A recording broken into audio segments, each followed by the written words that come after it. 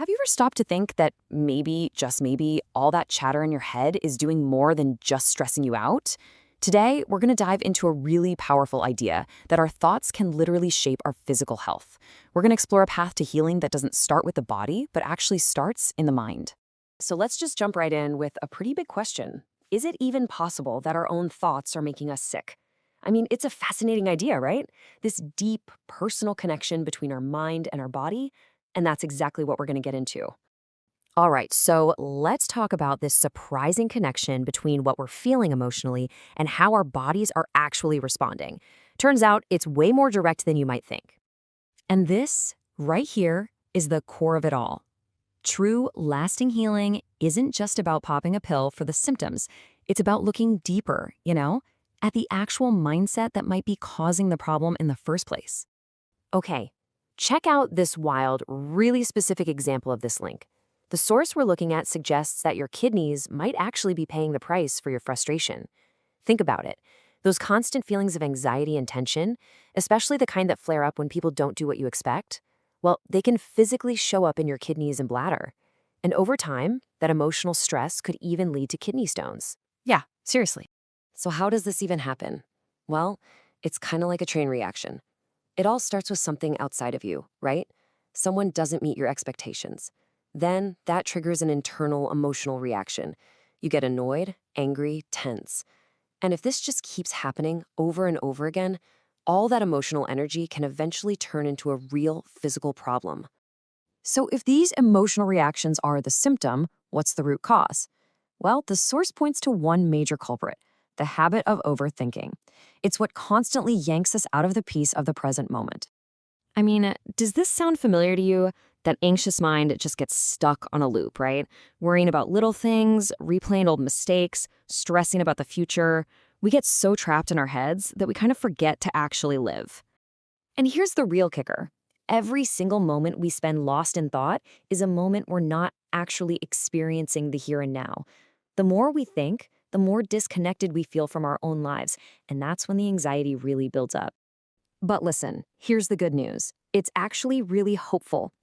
Anxiety, pressure, tension, none of that can exist when our attention is fully in the present moment. It just can't. And you know what's so powerful about that? It means these are learned habits. And if we learn them, we can unlearn them, one moment of focus at a time. Now, this whole thing requires a huge shift in how we see the world. If our frustration usually comes from other people not meeting our expectations, the solution isn't trying to change them. Nope. The solution is to change ourselves by shifting our focus inward.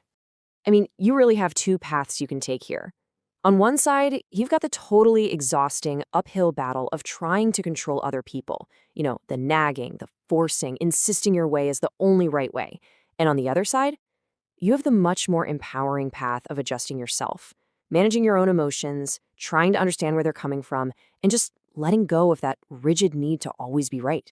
And you know why trying to control other people is so frustrating? It comes down to a really simple truth. Your idea of what's good or right is based on your unique life experiences, and so is theirs. They're not always going to line up, and you know what? That's totally okay. Okay, so once we stop trying to control others, we can learn to do something even more powerful. We can free ourselves from what they think of us. This is how we can start to become truly immune to judgment. I absolutely love this quote. It's just such a profound reminder that our true identity has nothing to do with anybody else's praise or their criticism. We aren't defined by what other people say about us. We just are who we are.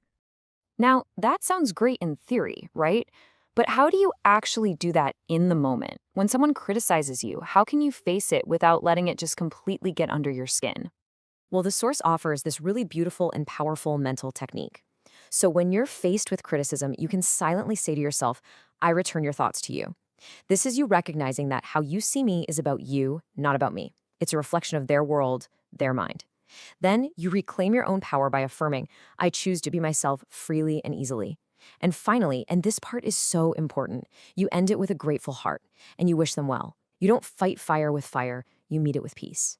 Just remember this. At the end of the day, you are the only one who gets to define who you are. Nobody else has that power over you, unless you decide to give it to them. And that brings us to the end. I'm going to leave you with this to really think about. Based on everything we just talked about, what is one expectation, one worry, or one opinion from someone else that you can choose to just let go of, starting right now?